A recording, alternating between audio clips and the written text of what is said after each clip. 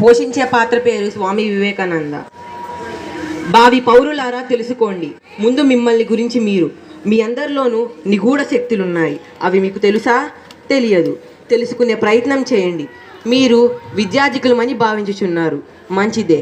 అయితే నేర్చుకునేదేమిటి? కంఠస్థం చేయడం నేర్చుకోవడం కాదు. మీ విద్య లక్ష్యం ఏమిటి? ఆలోచించుకోండి. ఈ వయసులో మీరు నేర్చుకునేదే మీ జీవిత పునాది నిర్మించుకోవడానికి కదా. మీరు యాంత్రికులుగా నూతిలోని కప్పలాంటి జీవితానికా ఈ కృషి? ఆలోచించుకోండి. నూతిలోని కప్ప అంటే ఏమిటో మీకు తెలుసా? నేను చెబుతా వినండి. ఒకసారి సముద్రపు కప్ప అనుకోకుండా నూతిలో పడింది. ఆ నూతిలో నివసించే ఒక కప్ప చూసి, నువ్వు ఎక్కడి నుంచి వచ్చావు అని అడుగుతుంది. నేను సముద్రం నుంచి వచ్చాను అని చెబుతుంది. సముద్రమా? అది ఈ నూతి కన్నా పెద్దగా ఉంటుందా అని అడుగుతుంది. అవును, సముద్రం ఈ నూతి కన్నా పెద్దది అని చెబుతుంది సముద్రపు కప్ప. అప్పుడు నూతిలోని కప్ప, ఈ నూతి కన్నా 2 రెట్లు ఉంటుందా అని అడుగుతుంది. అప్పుడు సముద్రపు కప్ప, లేదు, సముద్రం ఇంకా పెద్దది అని చెబుతుంది. అప్పుడు నూతిలోని కప్ప మళ్ళీ, ఈ నూతి కన్నా 10 రెట్లు ఉంటుందా అని అడుగుతుంది.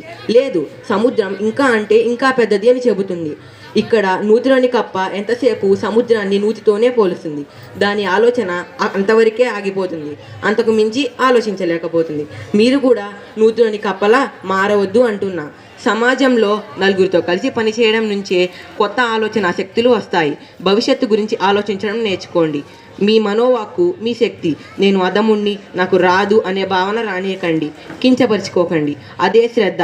ఆ శ్రద్ధని ఏ విధంగా మలుచుకోవాలో ఆలోచించుకోండి. మీరే రేపటి దేశం, రేపటి పౌరులు.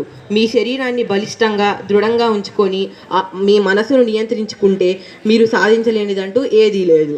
ఇదే నేను మీకు ఇచ్చే సందేశం. ధన్యవాదాలు.